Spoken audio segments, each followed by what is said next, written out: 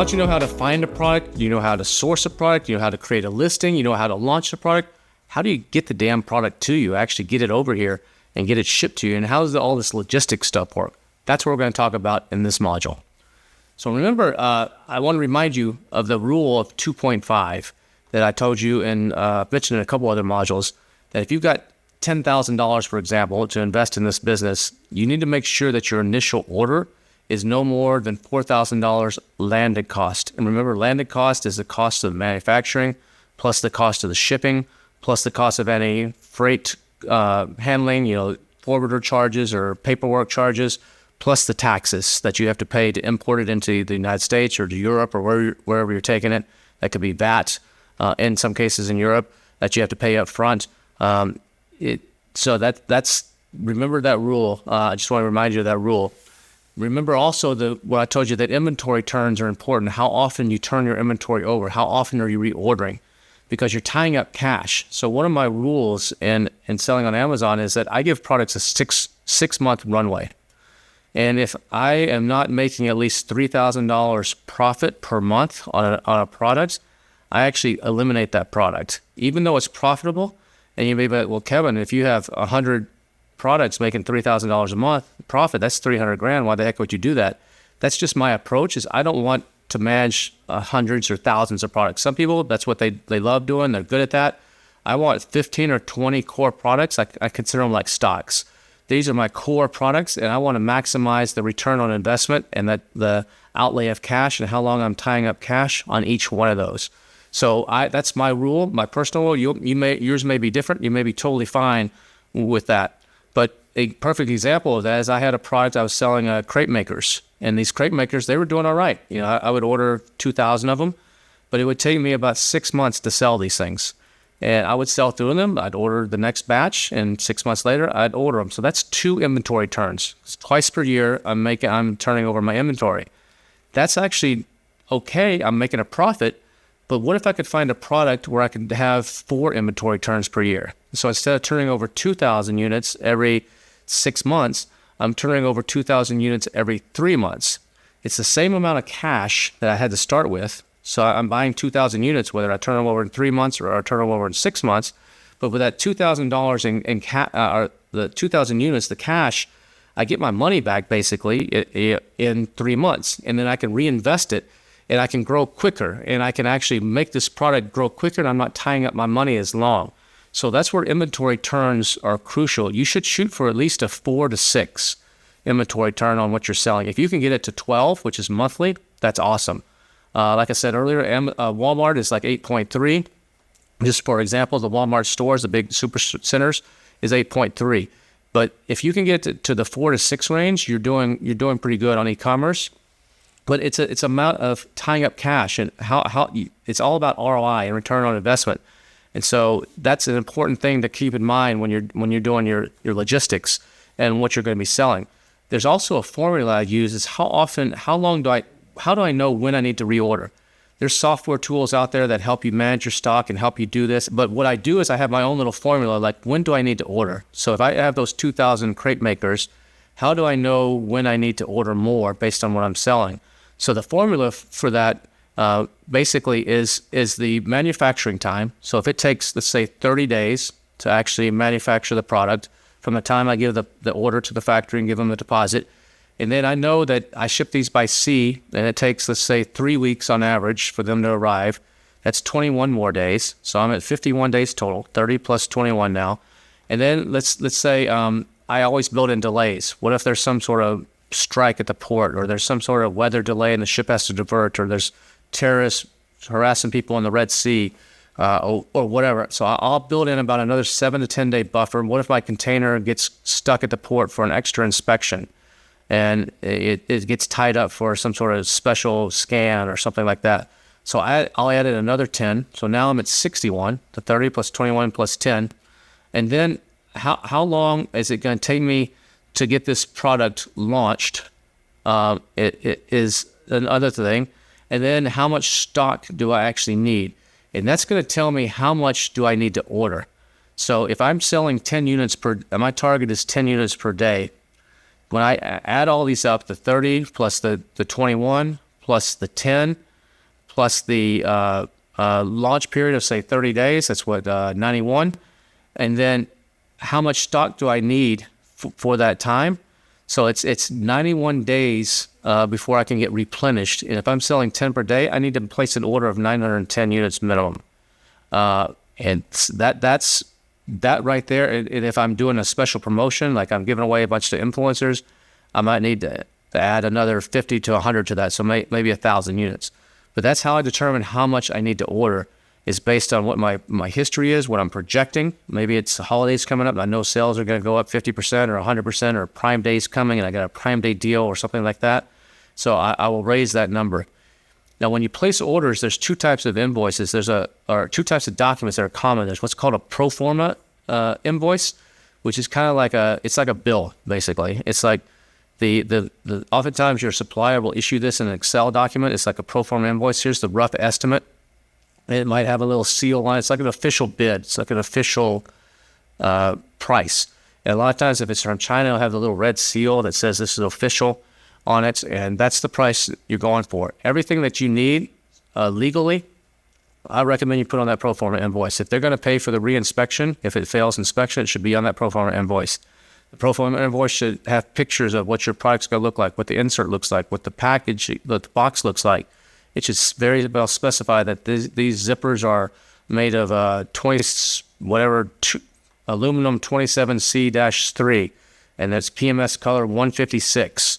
All those specifications need to be on that pro forma invoice, as well as the actual price of the units, and break it down. Break it down by packaging cost, by imprint cost, by insert cost, by the goods cost. All that should be on there. And then once you have that, then you're going to issue you can either sign off on that and use as a working document. What I recommend you do is issue a purchase order. So out of your accounting system or out of your inventory management system, you will issue a purchase order and say, I'm purchasing these, and you'll repeat all that stuff. So now it's coming officially from you. So you'll repeat all those specs on that purchase order, and that way it's in your accounting system, and it shows that as a liability, and you can expense it. That's what I recommend that you do. Remember that on your PO, everything has to be in simplified Chinese and English. To be enforceable in China. So if you have a legal issue, if it's just in English, it's not enforceable. So a lot of times when you get these pro forma invoices from your supplier, there'll be both in there. It'll have the Chinese translation of simplified Chinese, and it'll have the English translation. So it's in both languages. So if you're issuing a pro forma a purchase order, make sure you actually have it in both languages so that it actually can hold up if there's some sort of legal issue or arbitration or whatever. The other thing is, if you're going to have an issue, the jurisdiction for any kind of arbitration has to be, for China to be enforceable in China, has to be in the jurisdiction of the factory. It can't say, Austin, Texas, if you live in Texas, is where you're going to dispute the agreement. To be enforceable in China, it has to be in the province where the factory is located. So keep that in mind. And that seal is called the factory chop, CHOP. It's like a chop. Make sure that's on there, because that means it's official. It means that the boss man basically signed off on it, that this is the price, we'll honor this price. We're not going to try to adjust it for you. So make sure you have that chop on there. The more details you can put in the contracts, you can put addendums to it, the better. It's just to avoid misunderstandings. Make sure everything is written out super clear. Make sure you have deadlines on the dates. I expect the shipment to do this, be ready on this date. You can add buffers in there in case there's issues, but I'll have the factory say that this must be at the port and be shipping by by January 7th. And if it's for every day past January 7th, there's a 1% deduction in the price that I pay you, or something like that. Not all suppliers will agree to that, but if you put in those kinds of things, it'll motivate them to make sure this damn thing's done and make sure it keeps you on time.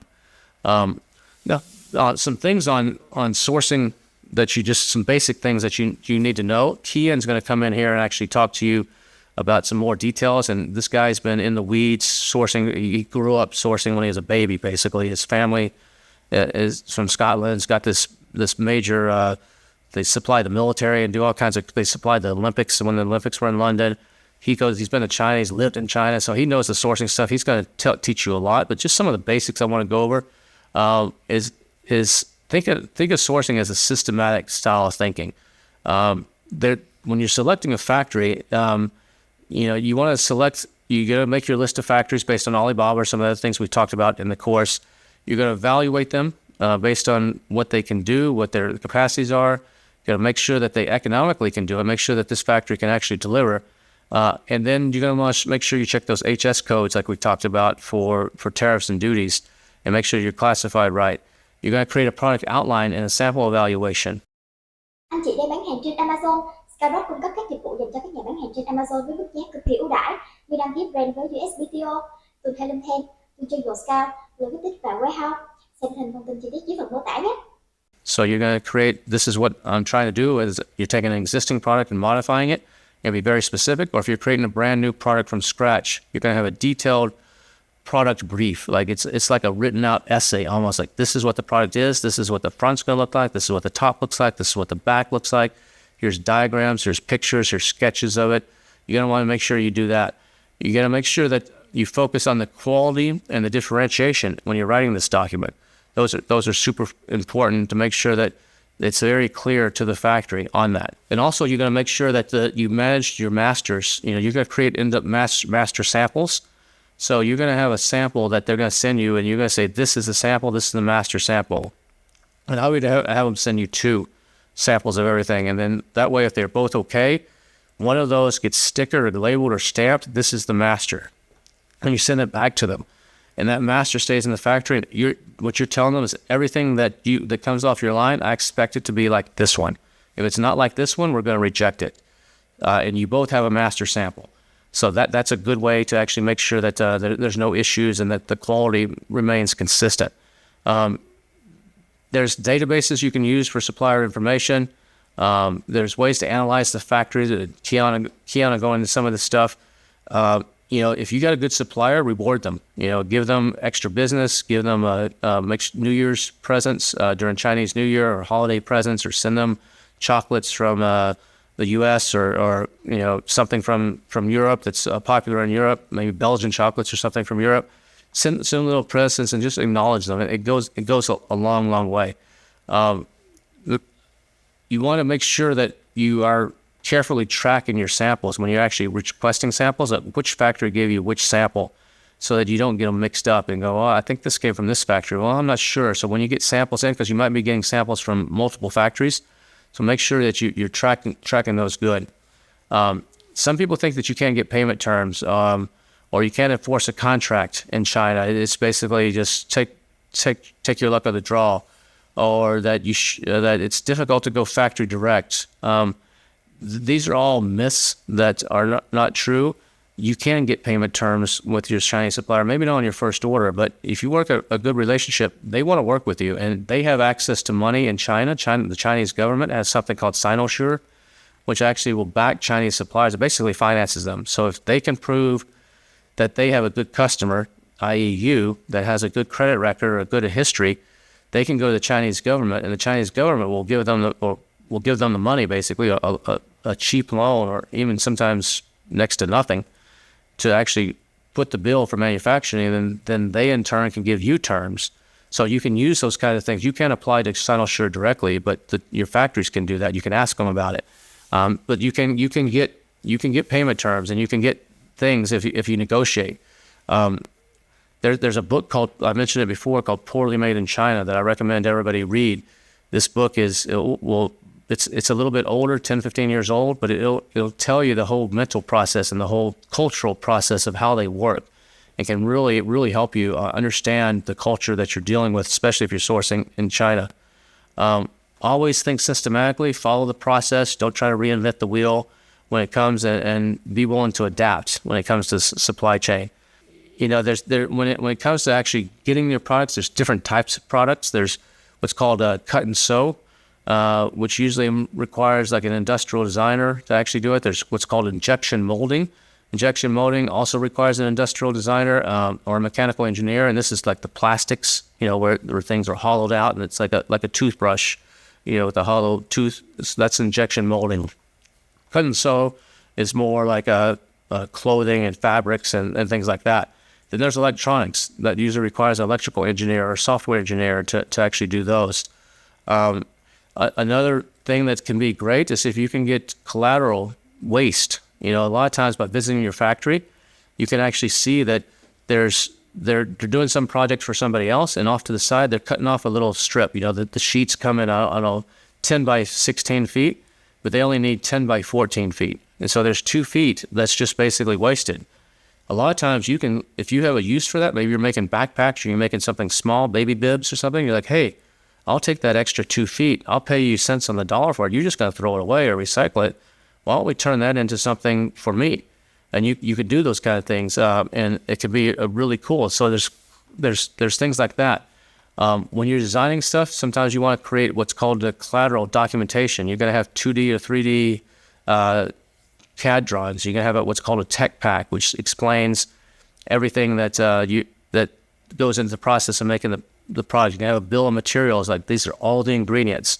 And sometimes if you have actually asked the factory to show you the bill of materials, like what are all the steps that they're using to make the product, what are all the different ingredients in the different places, sometimes you can find places where you can save money. Like, oh, I didn't know you're using this type of aluminum. I don't need aluminum 622. Aluminum 621 would be fine. It'll save us 10 cents a unit. So you can make, if you can see these detailed lists and you understand it, or have someone or on your team or a consultant you can use to understand that, you can oftentimes save cost. You know, when you're getting samples, the white label process is the quickest process. You know, you're basically just putting your name on something that already exists.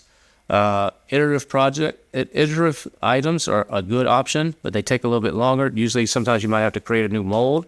If you create new molds, just make sure that the factory that understands you own that mold. They're holding it for you and they're storing it for you, but that mold is for you and your use only, not for somebody else's. And if you quit using that factory, you should try to get that mold back. Sometimes they'll fight you on that, or they say it's too heavy, or we don't want to ship it, or whatever. But try to get that back so you can control that. Remember, on your quality control on all your factories, when you want to make sure that you have this called AQL standards. There's different levels of what you will accept. So if you have an inspection company come out and inspect everything, you're going to say, okay, we're willing to accept a 1% on this. So like a fatal error. There has to be out of 1,000 units, there has to be only one fatal error. And this could be a fatal error where the crate maker just flat out does not turn on. That's a fatal error. We can't have more than one of those. Then you could have more like minor errors, like cosmetic errors. There's a tiny little scratch on the bottle, and maybe only 2% can have that.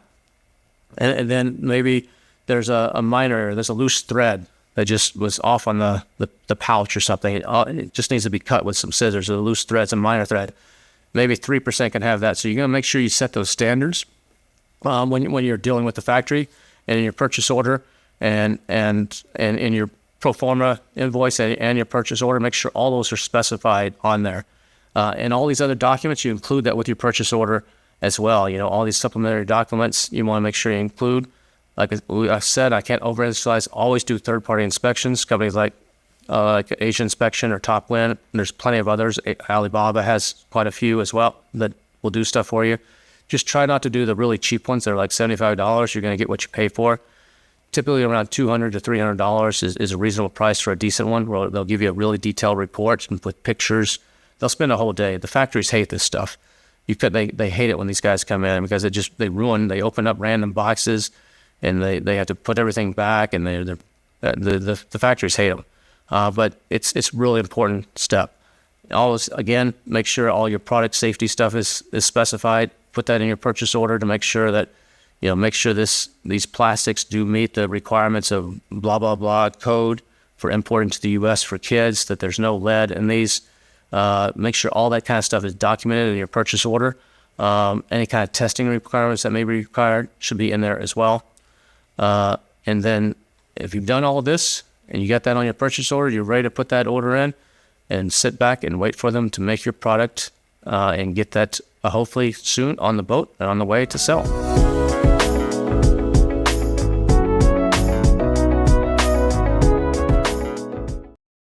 Anh chị đang bán hàng trên Amazon.